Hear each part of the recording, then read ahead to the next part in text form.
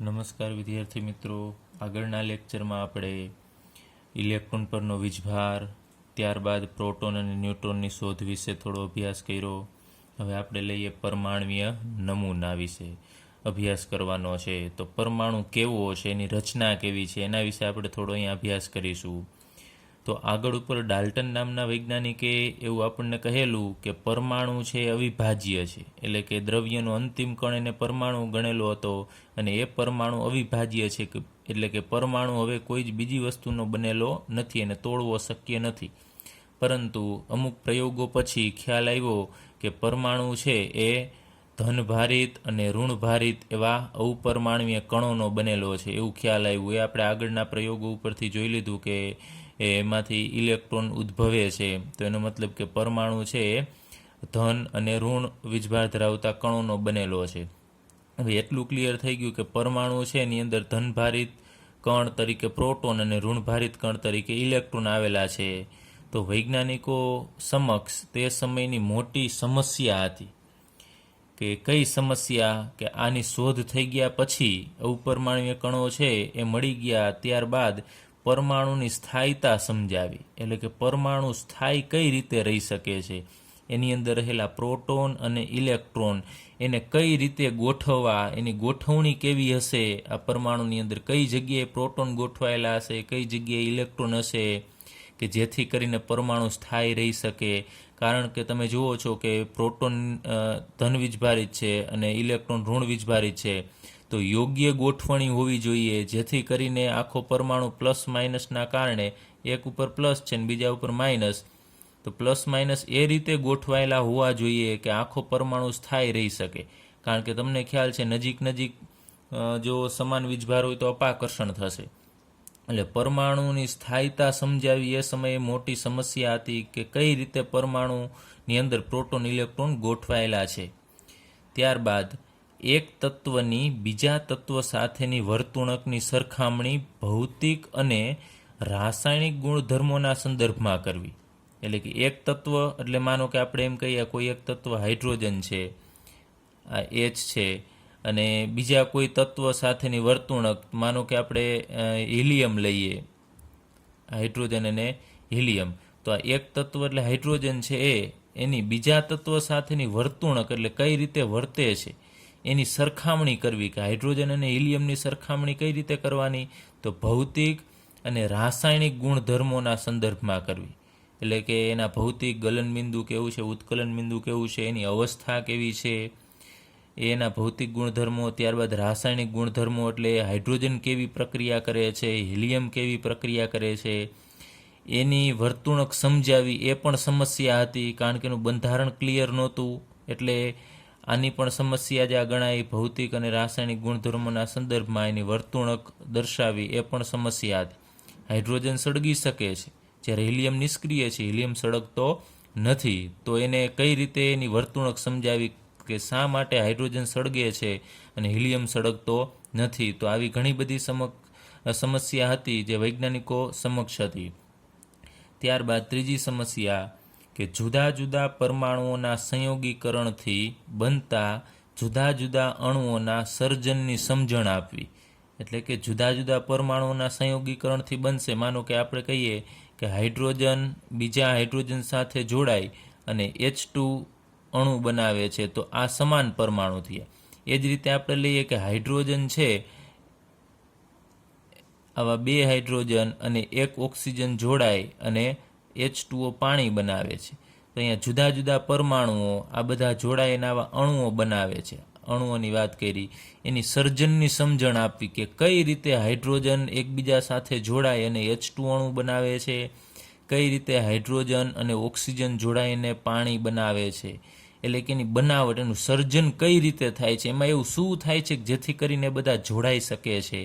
તો એની સર્જનની સમજણ આપવી એ પણ એ સમયની મોટી સમસ્યા હતી. તો અત્યારે તમને કદાચ ખ્યાલ હશે કે હાઇડ્રોજન કઈ રીતે એના ઇલેક્ટ્રોનની ભાગીદારી કરી અને જોડાય છે, પરંતુ એ વખતે અગાઉના સમયમાં વૈજ્ઞાનિકોને કંઈ જ ખ્યાલ નહોતો. કારણ કે પરમાણુ છે એની અંદર પ્રોટોન ઇલેક્ટ્રોન કઈ રીતે ગોઠવાયેલા છે એ પણ ખ્યાલ નહોતો. તો એના ઉપર આધારિત આવી રાસાયણિક પ્રક્રિયા, ગુણધર્મો આ બધું સમજાવવું પણ એ સમયે મુશ્કેલ હતું. ચલો, ત્યારબાદ પરમાણુ દ્વારા શોષાતા કે ઉત્સર્જન પામતા વિદ્યુત ચુંબકીય વિકિરણો. કોઈ પરમાણુ છે, માનો કે આ પરમાણુ આપણે દર્શાવી દઈએ, એ પરમાણુ દ્વારા શોષાતા કે ઉત્સર્જન પામતા વિદ્યુત ચુંબકીય વિકિરણ, એટલે માનો કે અમુક વિકિરણ છે એનું આ પરમાણુ છે એ શોષણ કરે છે, પોતે મેળવી લેશે, અને અમુક વિકિરણો છે એનું પાછું એ ઉત્સર્જન કરે છે, એટલે ઉત્સર્જન કરવું એટલે બહાર ફેંકવું. તે વિદ્યુત ચુંબકીય વિકિરણની લાક્ષણિકતાનો સ્વભાવ અને ઉદ્ભવને સમજાવવા. કઈ રીતે એ વિદ્યુત ચુંબકીય વિકિરણ છે એની લાક્ષણિકતા કેવી છે, કેટલી એની તરંગ લંબાઈ છે, કઈ રીતે ઉદ્ભવ પામે છે આ વિદ્યુત ચુંબકીય વિકિરણો, એ બધું સમજાવવું પણ એ સમયે મુશ્કેલ હતું. એનું કારણ એ કે પરમાણુ જ નક્કી નથી કે કેવો છે, કઈ રીતે ગોઠવાયેલો છે. જો એ નક્કી થશે કે એની અંદર પ્રોટોન ઇલેક્ટ્રોન કઈ રીતે ગોઠવાયેલા છે, તો જ આ બધા પ્રશ્નોના જવાબ છે આપણને મળી શકે. તો એ સમયે બધા વૈજ્ઞાનિકો એ રેસમાં હતા, કોમ્પિટિશનમાં હતા કે આપણે બધા પરમાણુ જે પ્રોટોન અને ઇલેક્ટ્રોન છે એ કઈ રીતે ગોઠવાયેલા છે એનો નમૂનો આપવો. એટલે કે આપણે એને પરમાણુય નમૂનો કહેશું, કે પરમાણુની અંદર પ્રોટોન ઇલેક્ટ્રોન કઈ રીતે ગોઠવાયેલા છે એવું મોડલ તૈયાર કરવામાં બધા વૈજ્ઞાનિકો છે એ વ્યસ્ત હતા. તો ઘણા બધા વૈજ્ઞાનિકોએ જુદા જુદા નમૂનાઓમાં એવા નમૂનાઓ બનાવ્યા કે પરમાણુમાં ધન અને ઋણ ભારિત કણો કેવી રીતે વહેંચાયેલા છે તે વિશે રજૂ કરવામાં આવ્યા. એટલે ઘણા બધા વૈજ્ઞાનિકોએ એવા પોતાની રીતે મોડેલ બનાવ્યા કે પરમાણુમાં પ્રોટોન છે કઈ જગ્યાએ છે, ઇલેક્ટ્રોન કઈ જગ્યાએ છે, એવા ઘણા બધા મોડેલ અથવા તો નમૂનાઓ રજૂ કરવામાં આવ્યા. પરંતુ આમાંના ઘણા બધા નમૂના એવા હતા કે જે પરમાણુની સ્થાયીતા સમજાવી શકતા ન હતા. કારણ કે એક આપણે મેઇન જ આગળ સમસ્યા કીધી કે પરમાણુની સ્થાયીતા સમજાવવી જરૂરી છે. એ ઘણા બધા નમૂનાઓ એવા હતા કે જે આ પરમાણુની સ્થાયીતા સમજાવી શકતા ન હતા. તો એમાં ઘણા બધા વૈજ્ઞાનિકોએ મોડેલ આપ્યા. એમાંથી બે નમૂના એટલે કે બે એવા મોડેલ હતા પરમાણુના કે જે થોમ્સન નામના વૈજ્ઞાનિકે અને અર્નેસ્ટ રુથરફોર્ડ નામના વૈજ્ઞાનિકે ચર્ચા કરી કે કઈ રીતે પરમાણુની અંદર પ્રોટોન અને ઇલેક્ટ્રોન ગોઠવાયેલા છે. એના ઘણા બધા વૈજ્ઞાનિકોએ આપ્યા, પરંતુ થોડા સારા નમૂના હોય એવા નમૂના હતા જે થોમ્સન અને અર્નેસ્ટ રુથરફોર્ડે આપેલા પરમાણુના નમૂના. તો એની અહીંયા આપણે ચર્ચા કરવાની છે. આપણે હવે પરમાણુનો થોમ્સનનો નમૂનો એટલે કે થોમ્સન નામના વૈજ્ઞાનિકે પરમાણુની અંદર પ્રોટોન અને ઇલેક્ટ્રોન કઈ રીતે ગોઠવાયેલા છે એની રજૂઆત કરી. એના વિશે આપણે અભ્યાસ કરીએ.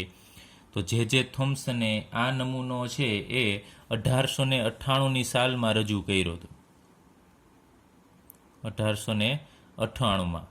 તો એની રજૂઆત પ્રમાણે પરમાણુ ગોળાકાર આકાર ધરાવે છે. એટલે કે પરમાણુ છે એ કેવો છે, ચોરસ, લંબચોરસ, ગોળ. તો એ થોમ્સન નામના વૈજ્ઞાનિકે કીધું પરમાણુ છે ને ગોળ આકારનો છે. તો અહીંયા આપણે આકૃતિ અહીંયા દોરેલી છે કે પરમાણુ આવો ગોળ હોય છે કે જેની ત્રિજ્યા આશરે 10⁻⁻10 મીટર છે. તો પરમાણુને સેન્ટરથી આપણે આટલું અંતર લઈ લઈએ, આની ત્રિજ્યા આર કેટલી હશે તો 10⁻⁻10 મીટર જેટલી હશે. એવું જે થોમ્સન નામના વૈજ્ઞાનિકે એ પરમાણુના નમૂનાની અંદર રજૂઆત કરેલી. ત્યારબાદ એને એમ કીધું કે આ પરમાણુમાં ધનભાર એક સરખી રીતે બધે વહેંચાયેલો છે. આ પરમાણુ, હવે યાદ રાખજો, આ થોમ્સનના નમૂના પ્રમાણે આપણે અહીંયા રાઉન્ડ દોરેલું છે એ પરમાણુ છે.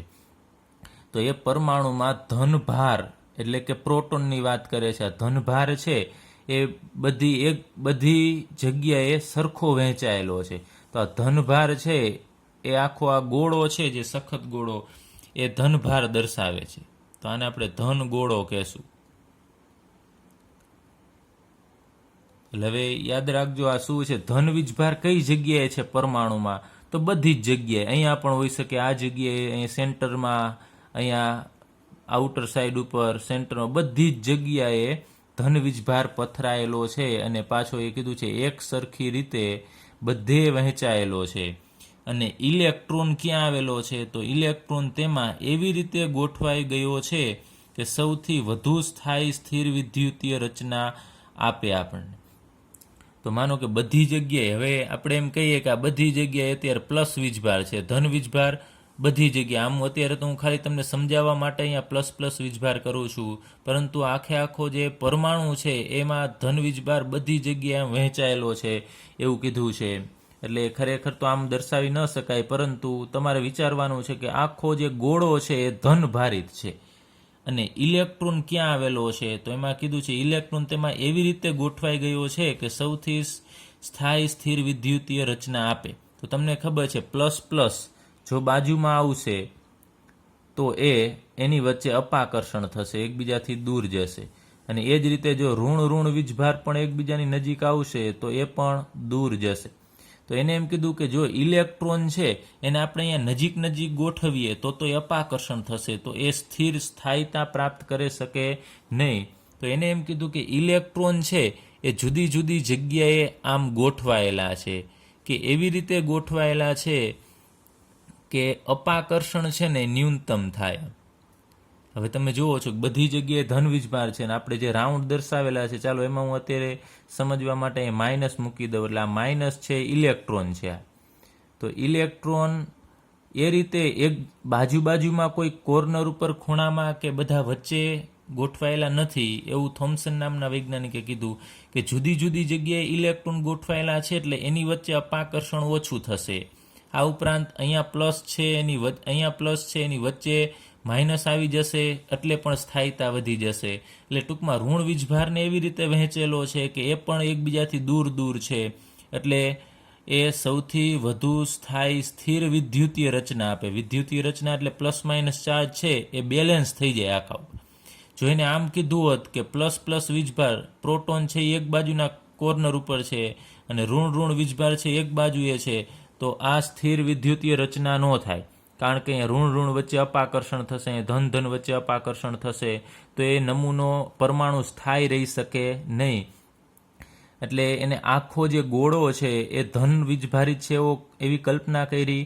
અને ઇલેક્ટ્રોન અહીં આપણે જે દર્શાવેલા છે આ ઇલેક્ટ્રોન છે. ઇલેક્ટ્રોન એવી રીતે આમ જુદા જુદા વહેંચાયેલા છે કે જેથી સૌથી વધુ સ્થાયી સ્થિર વિદ્યુતીય રચના આપે. ત્યારબાદ આ નમૂનાના જુદા જુદા નામ આપવામાં આવ્યા. હવે બધા વ્યક્તિને આપણે સમજાવવું હોય તો અમુક મોડેલ છે એનું નામ આપવું પડે કે પરમાણુ આના જેવો છે એમ. તો આ નમૂનાના જુદા જુદા નામ આપવામાં આવ્યા. એક પ્લમ પુડિંગ, બીજું રાઇઝન પુડિંગ અથવા વોટરમેલન, જેને આપણે ગુજરાતીમાં તરબૂચ કહીએ છીએ.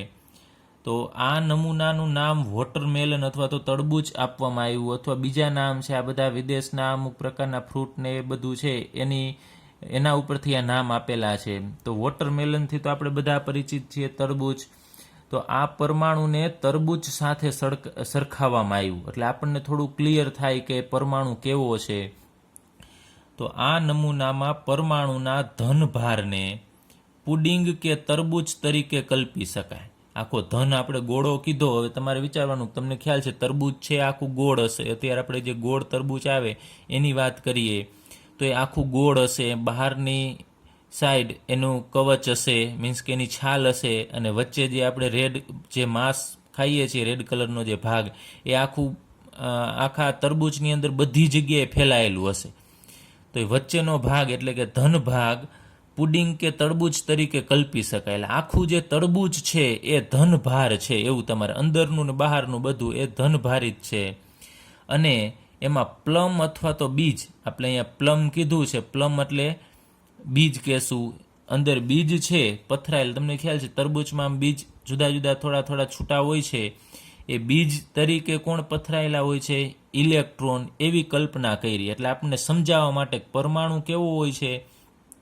તો આખો જે તરબૂચ છે એનો આખો જે ભરેલો ભાગ છે એ ધન વીજભારિત તમારે કલ્પના કરવાની. અને ઇલેક્ટ્રોન એમાં કઈ રીતે ગોઠવાયેલા છે કે જે રીતે તરબૂચની અંદર બીજ પથરાયેલા હોય એ રીતે પરમાણુમાં ઇલેક્ટ્રોન પથરાયેલા છે. એટલા માટે આવા જુદા જુદા નામ આપવામાં આવ્યા. માત્ર સમજણ માટે બધા નામ આપવામાં આવ્યા છે. ત્યારબાદ આ નમૂનાની અગત્યની બાબત શું હતી, મહત્વની બાબત શું હતી કે એમાં પરમાણુનું દળ એક સરખી રીતે બધે વહેંચાયેલું હોય છે, કે જે પરમાણુનું અમુક દળ હશે, વજન હશે, એ બધી જગ્યાએ સરખું વહેંચાયેલું હોય છે. એવું નથી કે માનો કે આ પરમાણુ છે, આપણે બીજો પરમાણુ દર્શાવીએ, આ પરમાણુ, એમાં એ પરમાણુનું વજન ખાલી આ ભાગ પૂરતું જ હોય, આટલામાં જ પરમાણુનું વજન છે અને આ બધો ભાગ છે એ ખાલી છે, એવું નથી. કેમ, તમને ખ્યાલ છે કે આ તરબૂચ છે, તો તરબૂચનું વજન છે એ આખા બધાના કારણે હોય છે, ખાલી બીજના કારણે નથી હોતું કે માત્ર છાલના કારણે નથી હોતું, આખું સમગ્ર તરબૂચના કારણે તરબૂચનું વજન છે. એવી જ રીતે પરમાણુનું દળ છે એ એક સરખી રીતે બધે વહેંચાયેલું છે, આખું વજન બધી જગ્યાએ સમાન રીતે વહેંચાયેલું છે, એની અગત્યની બાબત છે. ત્યારબાદ અમુક એની મર્યાદા છે કે પરમાણુની એકંદર તટસ્થતા તો આ સમજાવી શકે છે કે કઈ રીતે ધન અને ઋણ વીજભાર જુદી જુદી જગ્યાએ વહેંચાયેલો છે, પરંતુ અમુક પાછળથી આ જે નમૂનો આપ્યો થોમ્સન નામના વૈજ્ઞાનિકે, એના પછી અમુક સંશોધન થયા, તો પરંતુ પાછળથી મળેલા પરિણામો સાથે સુસંગત નથી. અમુક આપણે પાછળ નમૂનો છે એ આવશે, એ જોશું, તો એ આની અમુક મર્યાદા છે. તો અત્યારે યાદ રાખજો કે પરમાણુ કેવો છે થોમ્સનના નમૂના પ્રમાણે, તો થોમ્સને એમ કીધું કે આખો પરમાણુ ભરેલો છે. જેમ કે આપણે લઈએ કે ગોળા ફેંકનો જે ગોળો છે એ કેમ, તમને ખ્યાલ છે, આખો સખત હોય છે, ભરેલો હોય છે, તો એવો પરમાણુ છે એવું કીધું છે. કોઈ વચ્ચે ખાલી ભાગ કે એવું ક્યાંય છે નહીં. તરબૂચમાં તમને ખ્યાલ છે કોઈ વચ્ચે ખાલી ભાગ નથી આવેલો, એવી જ રીતે પરમાણુ આખો ભરેલો છે. એવો થોમ્સનના નમૂના પ્રમાણે પરમાણુનો આ દેખાવ છે કે પરમાણુ આખો ભરેલો છે, પરંતુ એ આગળ ઉપર એની મર્યાદા આવે છે, એ આપણે આગળના પ્રયોગમાં અભ્યાસ કરીશું. થોમ્સન નામના વૈજ્ઞાનિક જે થોમ્સન છે એને 1906માં નોબેલ પ્રાઇઝ આપવામાં આવ્યું. ઘણા બધા એના વાયુમાં વિદ્યુતનું વહન કરવા માટેના સૈદ્ધાંતિક અને અમુક પ્રાયોગિક સંશોધનો કર્યા, એના આધારે એને નોબેલ પારિતોષિક, એટલે થોમ્સન નામના વૈજ્ઞાનિકની જે કાર્યક્ષમતા હતી એ ઘણી બધી સારી હતી. એને ઘણા બધા બીજા પણ સંશોધન કરેલા છે. તો અહીંયા બીજા બધા ઘણા બધા નમૂના પરમાણુના હતા, એમાંથી બીજા કરતાં થોમ્સનનો પરમાણુનો નમૂનો છે એ થોડો વધુ અનુકૂળ હતો. હવે એક બીજી વસ્તુ કે આ થોમ્સનના પરમાણુના નમૂનામાં આપણે જોઈએ છીએ કે માત્ર બે જ વસ્તુને આપણે અહીંયા દર્શાવેલું છે. એક ધન ભારિત ગોળો એટલે કે પ્રોટોનની વાત કરે છે અહીંયા, પ્રોટોન, અને બીજું ઇલેક્ટ્રોન. આ બેનો જ ઉલ્લેખ છે, આમાં ક્યાંય ન્યુટ્રોનનો ઉલ્લેખ નથી. તો ન્યુટ્રોનનો ઉલ્લેખ શા માટે આમાં નથી એ તમને ખ્યાલ હોવો જોઈએ, કારણ કે થોમ્સનનો પરમાણુય નમૂનો છે એ 1898ની સાલમાં આપેલો હતો, અને ન્યુટ્રોન છે એની શોધ 1932ની સાલમાં થઈ.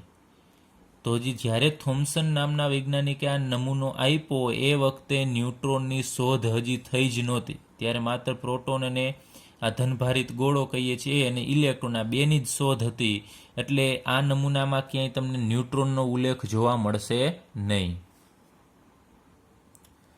હવે આપણે જુદા જુદા પ્રકારના વિકિરણો વિશે થોડો અભ્યાસ કરીએ અને એની શોધ કઈ રીતે થઈ. તો વિલ્હેમ રોન્ટજન આ વૈજ્ઞાનિકનું નામ છે. આ વૈજ્ઞાનિકે એક પ્રયોગ કર્યો. તમને ખ્યાલ છે આપણે કેથોડ કિરણ નળીનો અભ્યાસ આગળ ઉપર કરી ગયા. એ કેથોડ કિરણ નળી વડે ઇલેક્ટ્રોનની શોધ થઈ. ચલો, આ કેથોડ કિરણ નળી છે અને આ બાજુનો ભાગ આ એનોડ છે અને આ કેથોડ છે. તો રોન્ટજન નામના વૈજ્ઞાનિકે આ પ્રયોગ, આની શોધ થઈ ગઈ પછી અવલોકન કર્યું કે કેથોડમાંથી તમને ખબર છે કે ઇલેક્ટ્રોન નીકળે છે. કેથોડ કિરણો છે એ કેથોડમાંથી નીકળી અને કઈ બાજુ જાય છે, એનોડ તરફ જાય છે. ત્યારબાદ એ કેથોડ કણો છે એ એનોડ સાથે અથડાય છે આમ, તો એમાંથી વળી પાછા નવા પ્રકારના એક વિકિરણ નીકળે છે. એવું રોન્ટજન નામના વૈજ્ઞાનિકે અવલોકન કર્યું કે જ્યારે આલ્ફા કેથોડ કણો છે એ એનોડ સાથે અથડાય છે ત્યારે અમુક અજ્ઞાત વિકિરણ છે આમાંથી ઉત્સર્જિત થાય છે. તો આ જે અજ્ઞાત વિકિરણ હતા એને જોવા માટે અહીંયા પ્રસ્ફુરક પડદો રાખ્યો. તો અહીંયા જોયું કે એ કિરણો અથડાય છે એટલે અહીંયા બિંદુ જોવા મળ્યું.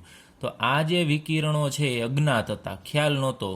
રોન્ટજન નામના વૈજ્ઞાનિકે ને એનો સ્વભાવ છે એ ખબર નહોતો,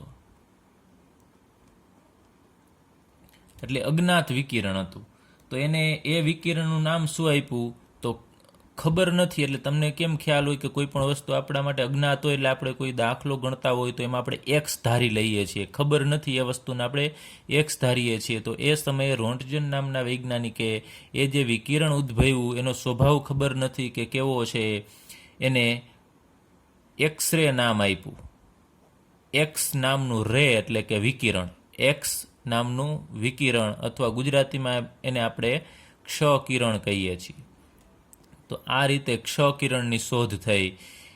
તો અત્યારે પણ એને ક્ષ-કિરણ જ કહેવામાં આવે છે. અત્યારે એનો સ્વભાવને બધું ખ્યાલ છે, પરંતુ એ વખતે નામ જે રોન્ટજન નામના વૈજ્ઞાનિકે આપેલું એ પ્રચલિત થઈ ગયું, એટલે અત્યારે પણ એને આપણે એક્સરે પણ કહીએ છીએ. તો આ એક્સરે છે, ક્ષ-કિરણ છે, એની ભેદન શક્તિ ઘણી બધી વધારે છે. ભેદન શક્તિ ઘણી બધી વધુ છે. એટલે અમુક વસ્તુમાંથી ભેદન શક્તિ એટલે પસાર થવું. તો એ ભેદન શક્તિના કારણે એનો ઉપયોગ આંતરિક ભાગ જોવા માટે થાય છે.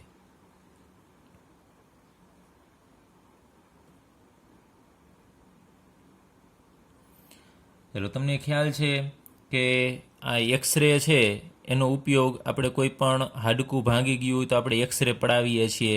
તો એ હાડકાથી રોકાઈ જાય છે જ્યારે શરીરની માંસપેશીઓમાંથી એ પસાર થઈ જાય છે આ કિરણો. તો એનું કારણ પણ એની ભેદન શક્તિ. એ ભેદન શક્તિ વધારે હોવાથી માંસપેશીમાંથી નીકળી જશે, પરંતુ હાડકામાંથી એ નીકળી શકતું નથી.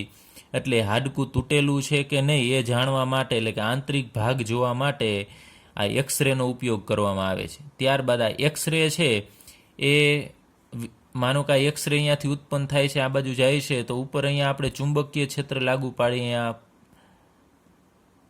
પ્લસ માઇનસ ચુંબકીય ક્ષેત્ર, વિદ્યુતીય ક્ષેત્ર, અથવા તો આપણે અહીંયા ચુંબક ગોઠવીએ, ચુંબકીય ક્ષેત્ર.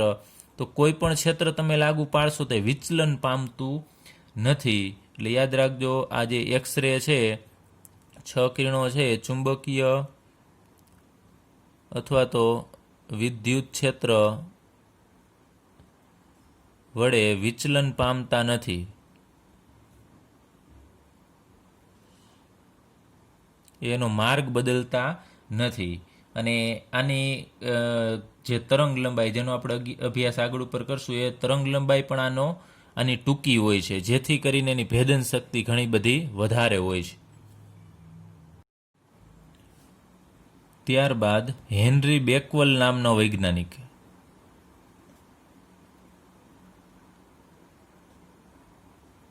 હેનરી બેકવેરેલ નામના વૈજ્ઞાનિકે અમુક સંશોધન કર્યું, એને અવલોકન કર્યું કે અમુક પ્રકારના પદાર્થ, માનો કે અમુક પદાર્થ છે, એને જોયું કે અમુક એવા પદાર્થો છે એ પોતે એમાંથી વિકિરણો છે એ ઉત્સર્જિત કરે છે. શું ઉત્સર્જિત કરશે? વિકિરણ. આપમેળે એની મેળા એ પોતાનામાંથી વિકિરણો છે ઉત્સર્જિત કરતા હોય છે. જેમ કે તમને ખ્યાલ છે કે લેમ્પ છે એ કેમ પ્રકાશ ઉત્પન્ન કરે છે, પરંતુ એ આપમેળે ઉત્પન્ન નથી કરતો. એ જ રીતે અમુક પદાર્થો છે એ આપમેળે વિકિરણ છે એ ઉત્સર્જિત કરે છે. એવી ઘટનાનો એને અભ્યાસ કર્યો, અને એ આપમેળે વિકિરણ ઉત્સર્જિત કરતા હોય એવા પદાર્થને એને રેડિયો સક્રિય પદાર્થ કીધા.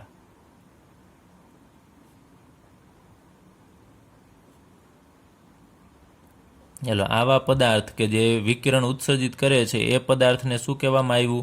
રેડિયો સક્રિય પદાર્થ. અને પદાર્થમાંથી આ વિકિરણ ઉત્સર્જિત થવાની જે ઘટના છે એ ઘટનાને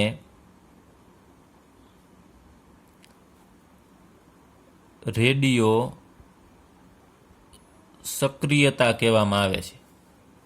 યાદ રાખજો, આ પદાર્થને કહેશું રેડિયો સક્રિય પદાર્થ, અને આ જે ઘટના છે કે એમાંથી ઉત્પન્ન થવાના વિકિરણ ઉત્પન્ન થવાની ઘટના, એ ઘટનાને રેડિયો સક્રિયતા કહેવામાં આવે છે. હવે એ જે 3 કણો ઉત્પન્ન થાય છે આનો મોટો ફાળો ત્યારબાદ બીજા ઘણા બધા વૈજ્ઞાનિકોએ આવું અવલોકન કર્યું.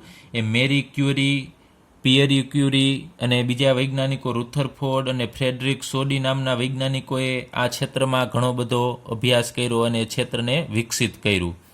તો જે અહીંયા 3 વિકિરણો ઉત્સર્જિત થતા હતા એમાં મુખ્યત્વે આ આલ્ફા, બીટા અને ગામા અથવા તો એને ગેમા કહેવામાં આવે છે. આ કિરણો છે 3 ઉત્સર્જિત થાય છે, આલ્ફા, બીટા, ગેમા. એમાં જે આલ્ફા કણ છે એની આપણે વાત કરીએ. આ જે આલ્ફા કણો છે એ ઘણી બધી ઊંચી ઉર્જા ધરાવે છે.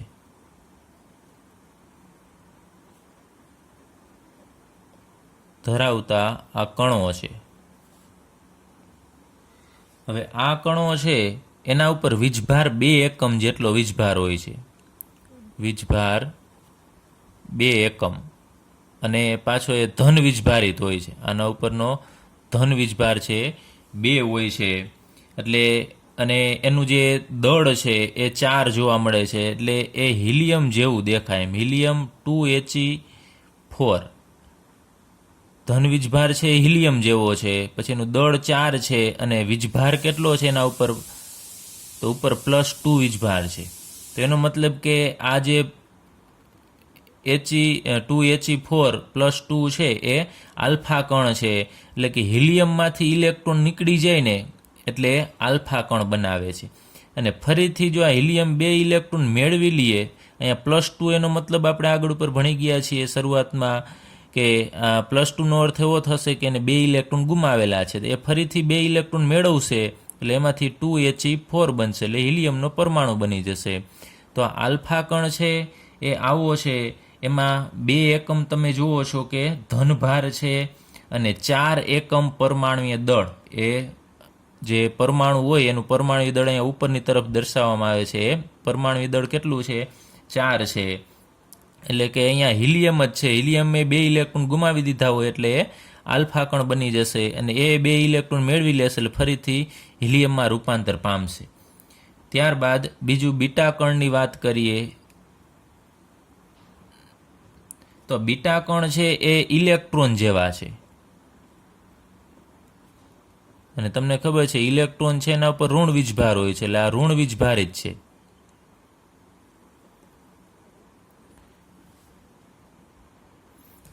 ચાલો હવે આપણે ગેમા કિરણ વિશે વાત કરીએ. ચલો આને આલ્ફા વાંચીશું અને બીટા અને આને ગેમા અથવા તો ગામા પણ કહેવામાં આવે છે. તો ગેમા કિરણ, તો ગેમા કિરણ છે એક્સ-રે જેવા છે અથવા તો આપણે એને એક્સ કિરણ કહીએ છીએ. એક્સ કિરણ જેવા. એક્સ કિરણનો સ્વભાવ કેવો છે તમને ખ્યાલ છે? આપણે અહીંયા જોયું કે ચુંબકીય કે વિદ્યુત ક્ષેત્રમાં વિચલન પામતા નથી. એટલે એક્સ-રે એ કેવા હોવા જોઈએ? તો એ તટસ્થ હોવા જોઈએ. તો એ જ રીતે અહીંયા આ જે ગેમા કિરણો છે એ પણ એક્સ કિરણ જેવા જ સ્વભાવે તટસ્થ છે.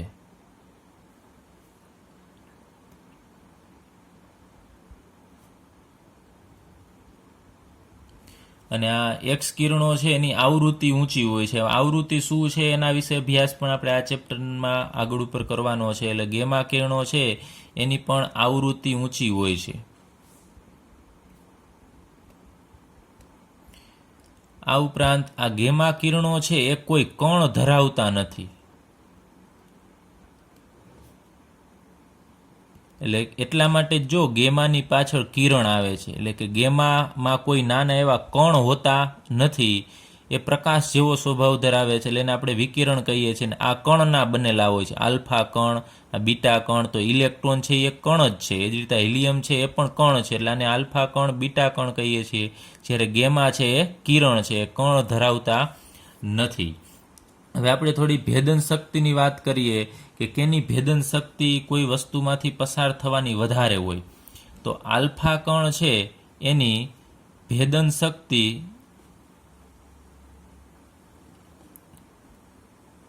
ખૂબ જ ઓછી છે. ખૂબ જ મીન્સ કે આ 3ની સાપેક્ષમાં.